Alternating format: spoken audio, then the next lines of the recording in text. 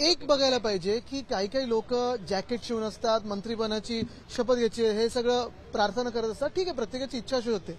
पण सरकार ईव्हीएमनी निवडल्यानंतर, सरकारचं मॅन्डेट हे निवडणूक आयोगाने दिल्यानंतर पहिलं तर किती दिवस लागले, पहिल्या शपथविधीला मुख्यमंत्री 2 उपमुख्यमंत्र्यांसाठी. त्यानंतर जे भांडणं चालू आहेत या राजकीय लोकांमध्ये, जो स्वार्थीपणा चालू आहे, मला वाटतं हे सगळं बाजूला ठेवून लोकांची सेवा करण्यात लागायला पाहिजे. एवढं बहुमत दिलं ईव्हीएमनी, एवढं बहुमत दिलं निवडणूक आयोगाने, लगेच कामाला लागायला पाहिजे होतं. पण मला काय मिळणार, तुला काय मिळणार, हा स्वार्थीपणा, हा हावरटपणा जो आहे तो लोकांसमोर आलेला आहे. म्हणजे मॅन्डेट मिळूनही खुश नाहीयेत, जिंकूनही खुश नाहीत, कुठेही आनंद साजरा केला नाही, व्यक्त केला नाही. आता काय पुढचा विचार, तर मंत्रीपद कुठचं मिळणार, कुठचं खातं मिळणार, मग त्याच्यातून खायला काय मिळणार, हे विचार मला वाटतं ह्या ज्या काही गद्दार गँगमधून आलेले आहेत ते भयानक आहेत. आणि महाराष्ट्राचे चित्र कधी असं नव्हतं आणि नसावं ही माझी ईश्वरचरणी प्रार्थना असेल. दुसरी गोष्ट म्हणजे आज सकाळी देखील मी ट्विटवर व्यक्त झालेलो आहे.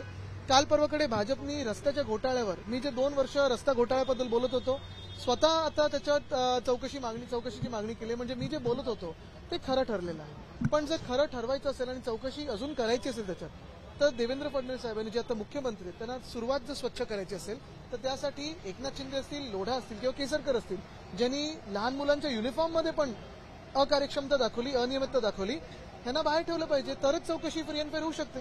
अनेक ज्येष्ठ जे मंत्री होते त्यांना यावेळी निवडण्यात आलेलं नाही. त्यामध्ये प्रामुख्याने तानाजी सावंत, अब्दुल सत्तार, दीपक केसरकर, संजय राठोड यांची नावं दिसत आहेत. नवीन चेहरे पाहायला मिळत आहेत. आता बघू दुपारी काय होतंय, कारण यांचं कुठेही स्वार्थीपणा सुटणार नाहीये. दुसरीकडे हनुमान मंदिराचा मुद्दा हा आणखी पेटताना पाहायला मिळतोय. दादर स्टेशनच्या इथे जे हनुमान मंदिराचा मुद्दा होता तो आपण त्या ठिकाणी आरती केल्यानंतर आता पुन्हा एकदा ते मंदिर हलवलं जाणार नाही असं देखील समोर. पहिली गोष्ट म्हणजे काल पण मी सांगितलं की आमचं हिंदुत्व स्वच्छ आहे, साफ आहे, हृदयात राम आणि हाताला काम.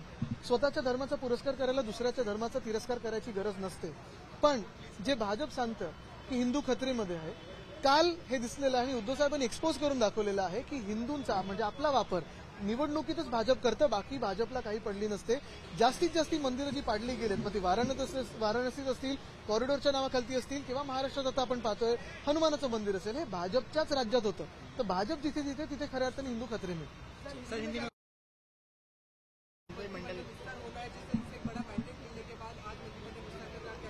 मैंडेट ईवीएम का मिला, मैंडेट इलेक्शन कमीशन का मिला, लेकिन कहीं भी सेलिब्रेशन नहीं दिखा, क्योंकि बीजेपी भी शौक में है, गद्दार गैंग भी शौक में है कि कैसे ये मैंडेट मिल चुका है.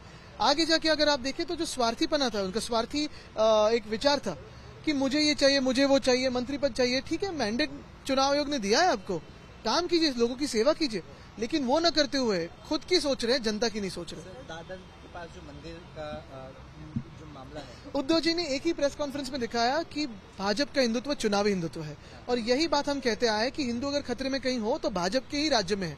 खुद के धर्म को बढ़ाने के लिए दूसरे का धर्म नीचे लाने की जरूरत नहीं होती, और ये हमने दिखाया है.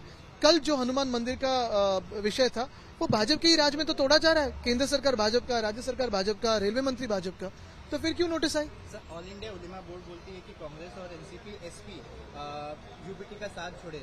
मुझे लगता है पहले ये न्यूज सही कि नहीं देखिए, क्योंकि बहुत बार ऐसे फेक न्यूज आते हैं.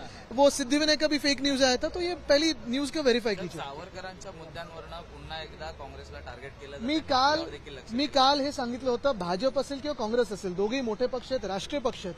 त्यांना निवडणुकांमध्ये मतं जी मिळालेली आहेत, सीट जे मिळालेले आहेत, ते वर्तमान आणि भविष्यावर बोलण्यासाठी मिळाले आहेत. काँग्रेसने देखील सावरकर हा विषय आणि भाजपने देखील नेहरू हा विषय थोडा सोडावा, कारण ह्या दोघांवरनं भांडून ना तरुणांना जॉब्स मिळणार आहेत, ना महागाई कमी होणार आहे.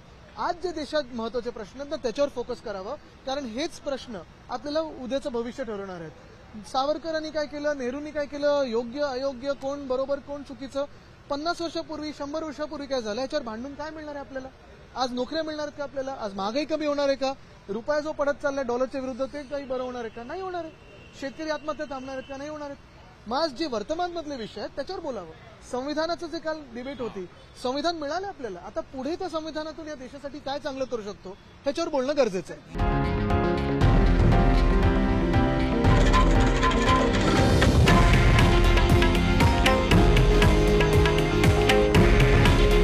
हे आहे देशातील नंबर 1 न्यूज नेटवर्क आणि आपण पाहत आहात TV9 मराठी. काळजी तुमची, हित महाराष्ट्राचं.